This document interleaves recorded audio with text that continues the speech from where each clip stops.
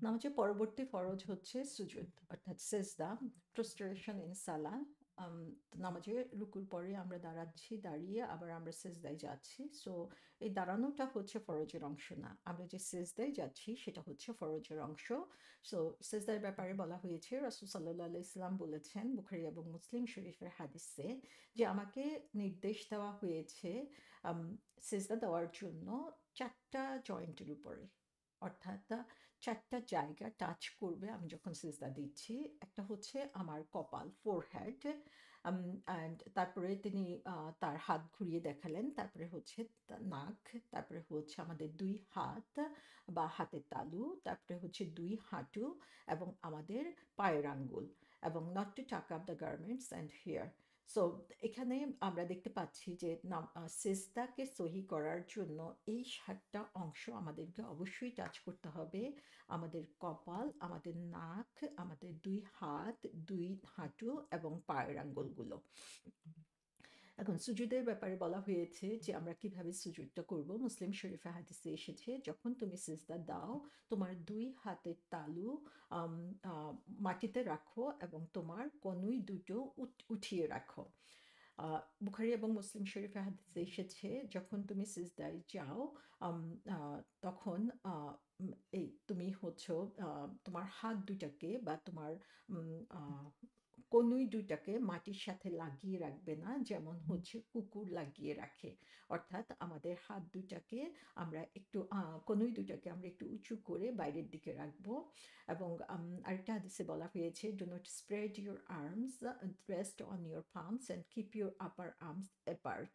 অর্থাৎ যখন আমরা সিজদায় যাচ্ছি তখন আমাদের ফোর আর্ম এবং আর্ম উঁচু করে রাখবো, এবং তখন আমাদের উদ্দেশ্য একটাই হতে হবে যে আমাদের সাথে, সাথে আমাদের প্রত্যেকটা অঙ্গ-প্রত্যঙ্গ হচ্ছে সিজদায় অবনত হচ্ছে। এখানে আমরা ছবিটা দেখতে পাচ্ছি যে যখন সিজদায় যাচ্ছে তখন আমাদের কপাল লাগছে, আমাদের নাক হচ্ছে টাচ করছে, সাথে ২ হাত, ২ হাঁটু এবং পায়ের আঙ্গুলগুলো মাটি টাচ করে থাকবে।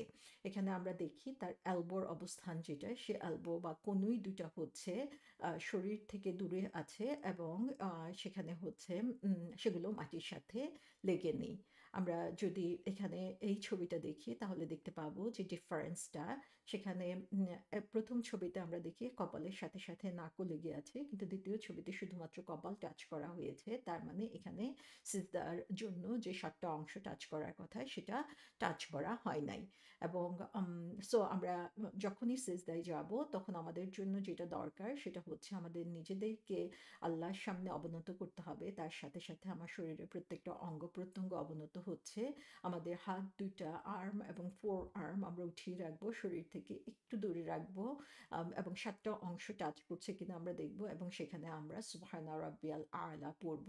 ৩ বার পড়া হচ্ছে সুন্নাহ এবং পছন্দনীয়। আর মহিলাদের যে সিজদা সেখানে ডিফারেন্স, একটুখানি ডিফারেন্স আছে। সেই ডিফারেন্সটা হচ্ছে যে এলবো বা কনুই ২ টা হচ্ছে খুব বেশি আউটওয়ার্ড হবে না, বাইরের দিকে হবে না। অবশ্যই আমরা আমাদের ফোর আর্ম এবং আর্ম উপরের দিকে রাখবো, মাটির সাথে লাগিয়ে রাখবো না। কিন্তু আমাদের হাত ২ টা হচ্ছে বা কনুই ২ টা হচ্ছে আমাদের বডির কাছাকাছি থাকবে। খুব কম স্পেস সেখানে খালি রাখা হবে। তারপরে আমাদের লাস্ট যে ফরজ, সেই ফরজটা হচ্ছে আল কায়দাতিল আখিরা, যে আমাদের শেষ জলসা যেটাকে বলা হয়, বা নামাজে লাস্ট যে সিটিংটা আমরা একদম নামাজের শেষে ২ রাকাত হলে ২ রাকাতের পরে, ৩ রাকাত হলে ৩ রাকাতের পরে, অথবা ৪ রাকাত হলে ৪ রাকাত শেষে আমরা সিজদার পরে যেই বসাটা বসি সেটাকে বলা হচ্ছে আল কায়দাতুল আখিরা।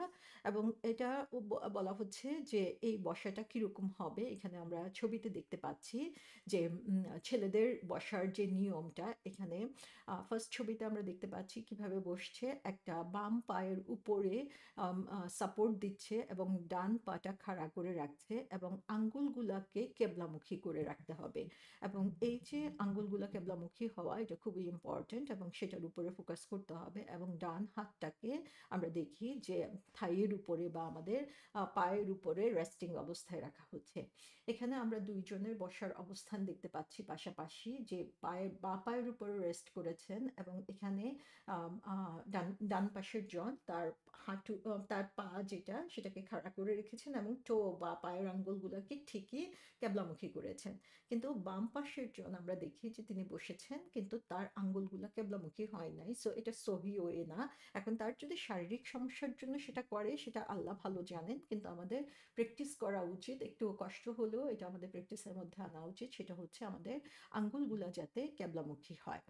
আর মহিলাদের সিজদাটা কেমন হবে? মহিলাদের সিজদাটা বলা হয়েছে যে মহিলারা যখন সিজদা না, মহিলারা যখন লাস্ট বৈঠকে বসবে তখন তার পা দুটো একই পাশে থাকবে, বাম পা এবং ডান পা একই দিকে থাকবে, আমরা এই ছবিতে দেখতে পাচ্ছি।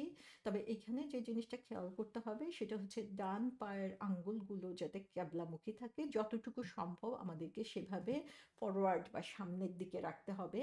কিন্তু আমরা এখানে পা দুটোকে ছড়িয়ে এক পাশে দিয়ে দিব, আমরা আহ, এক পায়ের উপরে রেস্ট নিব না, যেটা ছেলেরা করে থাকে। তাহলে এখানে আমরা দেখি হাদিসে এসেছে, মুসলিম এবং আবু দাউদের হাদিসে, যে যখন রাসূল সাল্লাল্লাহু আলাইহি ইসলাম তাশাহুদের জন্য বসতেন তখন তিনি তার ডান হাতের তালু ডান পায়ের উপরে রাখতেন।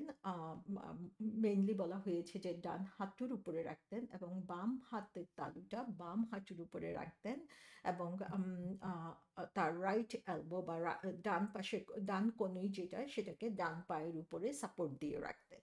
তো এখানে আমরা হাতের পজিশনটা একটু খেয়াল করব। এই ছবিতে আমরা দেখতে পাচ্ছি যে হাতের পজিশনটা কিছুটা, সো হাতটা হচ্ছে আমাদের ডান হাত ডান হাঁটুর উপরে থাকবে এবং বাম হাত বাম হাঁটুর উপরে থাকবে এবং আমাদের আঙ্গুলগুলো, হাতের আঙ্গুলগুলো হচ্ছে স্প্রেড, হচ্ছে ডিরেক্টেড ফরওয়ার্ড হবে, কিবলামুখী হবে। অনেক সময় আমরা যখন হাতটা রাখি তখন দেখা যায় যে হাঁটু ঘিরে নিচের দিকে নিচের মুখী হয়ে আছে আঙ্গুলের মাথাগুলো, সেটা করা যাবে না। আমাদের আঙ্গুলগুলোকে কেবলামুখী রাখতে হবে। সেজন্য আমরা একটু হাঁটুর উপরে সরিয়ে এনে হাতটাকে রেস্ট দিব হাঁটুর উপরে, যেন হচ্ছে সেটা বা পায়ের উপরে, যাতে হচ্ছে আঙ্গুলগুলা কেবলামুখী হয়ে থাকে। তাহলে সেখানে আমরা যে তাশাহুদ পড়ছি, দরুদ পড়ছি, এগুলা কিন্তু আমাদের জন্য ফরজ না, ফরজ হচ্ছে বসাটা। সো আমরা যদি মিনিমাম অ্যামাউন্ট বসিও তাহলেও হচ্ছে আমাদের নামাজের ফরজ পালন হয়ে যাবে, যদিও এটাতে ডেফিসিট থাকবে বা নামাজ পূর্ণাঙ্গ হবে না, সেখানে ওয়াজিব বাদ পড়ছে, সুন্নাহ বাদ পড়ছে, কিন্তু নামাজ হয়ে যাবে। তাহলে আমরা দেখতে পাচ্ছি যে নামাজের যে অবশ্য পালনীয় জিনিসগুলো, একটা হচ্ছে তাকবীরে তাহরিমা, আল্লাহু আকবার বলে হাত উঠিয়ে নামাজ শুরু করা। সেকেন্ড হচ্ছে দাঁড়ানো, দাঁড়ানো অবস্থায় কোরআনের কিছু অংশ পড়া। থার্ড হচ্ছে রুকুতে যাওয়া। ফোর্থ হচ্ছে সেজদায় যাওয়া। এবং ফিফথ হচ্ছে আমাদের লাস্ট যেই জলসা বা লাস্ট যে বৈঠক, সে বৈঠকে বসা।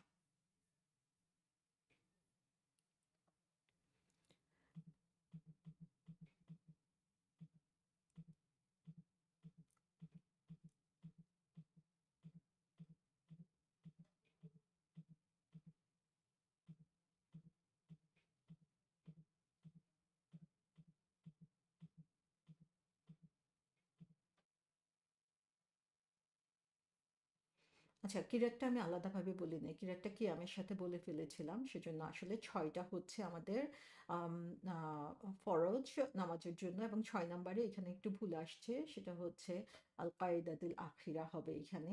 সো না, ৬টা ফরজ আমাদের সবসময় মনে রাখতে হবে যে এই ৬টা বাদ দিলে, ৬টা কোনোভাবে যদি বাদ পড়ে যায় তাহলে সেই নামাজ আমাদের হবে না।